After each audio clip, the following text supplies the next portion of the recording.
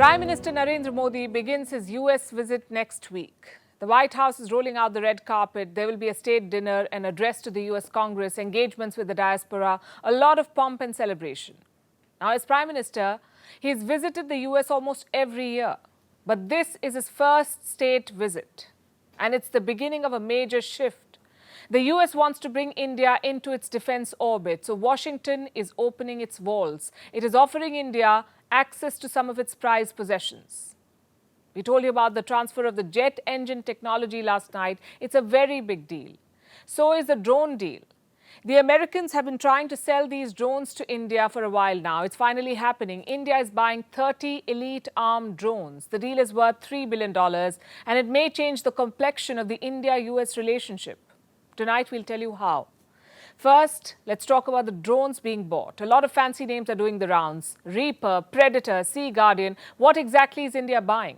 Well, broadly, three types of drones are on the table. The MQ-1, the MQ-9, and the MQ-9B. Now, the MQ-1 is also called the Predator. It can be used for surveillance and attacks. It has an updated version, and that is called the MQ-9 Reaper. It's also called the Predator B. How is this different? Well, it can move faster and it can carry more munitions. Then you have the third type, the MQ-9B Sea Guardian. This is a surveillance drone used largely for surveillance and reconnaissance missions for maritime security. And it's not new to India. The Indian Navy operates two of these drones. They've got them on lease. They're used to watch the Indian Ocean region. So these three drones are on offer. Now, India can buy one or all of these, and the total number they've agreed on is 30. Where will India use these drones? In all three services, the Army, the Navy, the Air Force. They have 5 broad operational requirements. Number 1 is broader security, which is self-explanatory. You monitor the threats and you keep track of what's happening at the border.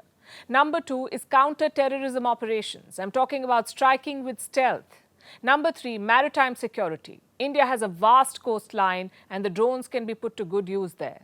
Number 4, disaster management. And number 5 is strategic deterrence. These drones have been used in all such operations in the past, not by India, but other countries. Let me give you examples. In 2020, the Predator B was used for a critical mission. The assassination of Iranian General Qasem Soleimani. It was a very big operation. President Donald Trump had given the orders. And the strike happened in Baghdad. Even before Soleimani got off his plane, his fate was sealed. This drone, the Predator B, was loitering in the air. As Soleimani deboarded, the drone captured him live. It followed Soleimani for 10 minutes. The general was traveling in a convoy with 2 cars. The camera on the drone captured him. That photograph was used to identify and confirm his presence, to determine which car he's in, where he's sitting, and what he's wearing. Soleimani, as it turned out, was in the first car. Once he was ID'd, it was time to attack. The Predator B was armed with a Hellfire missile. This missile can be fired from the air and it can be guided by lasers. So the Hellfire was fired, and that was the end of Qasem Soleimani. India too has such missiles. All it needs is the drone.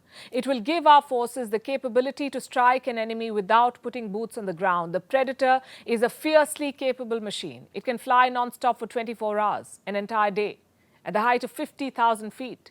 It's been tested in combat situations. Like in the 1990s, the Predator drone was deployed for NATO's airstrikes in Serbia. It has been used in the wars in Iraq and Afghanistan.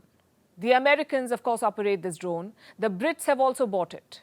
In the war against the ISIS, the UK deployed the Predator B in more than 2,400 missions. That's almost 2 missions every day. Do you know which other countries have this drone? France, Italy, Spain, Japan, the Netherlands. And now India will join this Predator club. Where will New Delhi deploy it? We've already told you about the Indian Ocean.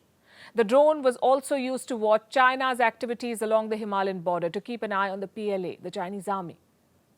It can be useful to carry out surgical strikes too, to deter cross-border infiltration and to secure exclusive economic zones and maritime interests. These drones have multiple capabilities, so they'll have a wide range of applications. And India needs them to counter its adversaries. Pakistan and China are arming themselves too. They have their own drone programs. China has something called the CH-5 Rainbow drone. And Pakistan gets drones from countries like China and Turkey.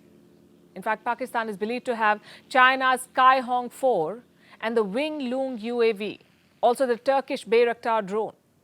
How do they compare to the Predator and the Sea Guardian? Well, most reports and experts say the American machines are superior, so India can claim a lead. But remember, these technologies are fast changing and there's a proliferation of drones across the world. Each country is trying to catch up.